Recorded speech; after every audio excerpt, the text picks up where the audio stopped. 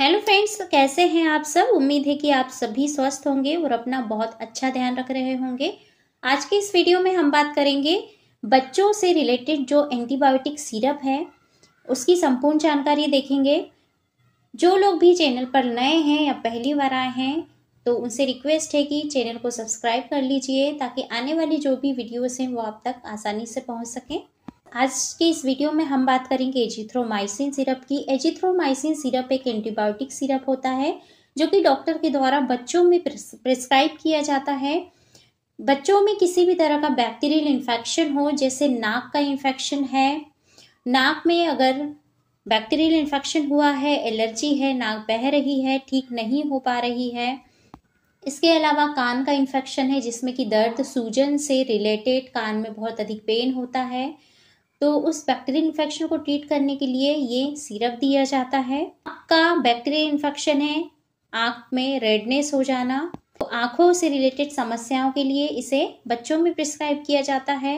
इसी तरह थ्रोट का इन्फेक्शन होना, टॉन्सिल्स होना, गले में निगलने में प्रॉब्लम होना, तो थ्रोट के इन्फेक्शन को ट्रीट करने के लिए ये सिरप दिया जाएगा।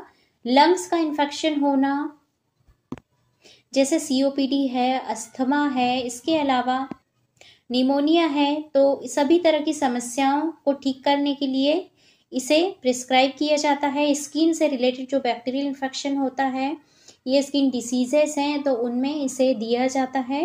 गैस्ट्रो इंटेस्टाइनल ट्रैक्ट यानी जीआईटी से रिलेटेड जो भी इन्फेक्शन है, आंतों का इन्फेक्शन है, पेट से रिलेटेड कोई इन्फेक्शन है या पेट में किसी भी तरह का इन्फेक्शन है तो उसे ठीक करने के लिए डॉक्टर के द्वारा ये सिरप दिया जाता है। अब बात कर लेते हैं ये सिरप किस तरह से काम करता है। तो इसका जो काम करने का तरीका है, ये इन्फेक्शन उत्पन्न करने वाले बैक्टीरिया को मारकर और इनकी ग्रोथ और मल्टीप्लिकेशन को रोककर ये सिरप काम करता है।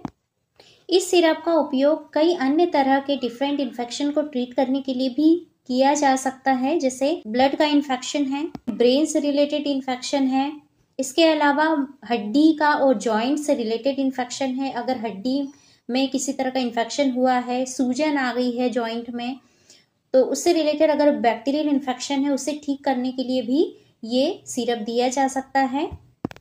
यूटीआई का इन्फेक्शन है यानी यूरिनरी ट्रैक्ट का इन्फेक्शन है बच्चों में, पेट से रिलेटेड कोई परेशानी है, इंटेस्टाइन का इन्फेक्शन है, जैसे अगर टाइफाइड का इन्फेक्शन हुआ है तो उसमें भी बच्चों को ये सिरप लिखा जाता है। तो इस तरह अन्य उपयोग हैं इस सिरप के जो कि डॉक्टर के द्वारा प्रिस्क्राइब की जाती है। बात करेंगे इस सिरप के साइड इफेक्ट की, तो इस सिरप के कुछ कॉमन साइड इफेक्ट सामने आते हैं। जैसे बच्चों को सिरप देने से उनमें नोजिया और वॉमिटिंग का होना आम बात है, पेट का दर्द होना, डायरिया जैसी समस्या कभी सामने आ सकती है। अब बात करेंगे इस सिरप को किस तरह से लिया जाना चाहिए। तो ये जो सिरप है इसे खाने के पहले या खाने के बाद में भी लिया जा सकता है। आप किसी भी दवाई का जो डोज है एक फिक्स समय पर लें ताकि सही रिजल्ट आ सके, और डॉक्टर ने जितना डोज देने के लिए कहा है आप उसके मेजरिंग कप से उतना ही डोज मेजर करके बच्चों को पिलाएं। इसका जो डोज है वो डिपेंड करता है कि बीमारी की गंभीरता कितनी है और कौन सा इन्फेक्शन हुआ है। सिरप का जो डोज है कॉमनली 2 साल से 12 साल तक के बच्चों के लिए 12 मिलीग्राम पर केजी के हिसाब से, बॉडी वेट के हिसाब से इसे कैलकुलेट करके 5 दिन के लिए दिया जाता है। इस प्रकार हर बच्चे की एज और वेट के अनुसार कैलकुलेट करके सिरप को देना होता है। बात कर लेते हैं एजिथ्रोमाइसिन सिरप के ब्रांड नेम की। तो ये सिरप अपने कई ब्रांड नेम से मिल जाता है। ये अपने एजिथ्रोमाइसिन सिरप के नाम से भी मिलता है। इसके अलावा एजिथ्रॉन सिरप है, एजी सिरप, एजिथ्रोमैक्स सिरप, जेडी सिरप और एजरो सिरप के नाम से मिल जाता है, जो कि एरिया और डॉक्टर के हिसाब से इसके नाम अलग अलग हो सकते हैं। आशा करती हूँ आज का वीडियो आपको ज़रूर पसंद आया होगा। अगर पसंद आया हो तो वीडियो को लाइक कीजिए, चैनल को जरूर सब्सक्राइब कीजिए ताकि आने वाले वीडियो आपको पहले मिल सके। ईश्वर से प्रार्थना है आप सभी स्वस्थ रहें, मस्त रहें। मिलते हैं नेक्स्ट वीडियो में। Thanks for watching.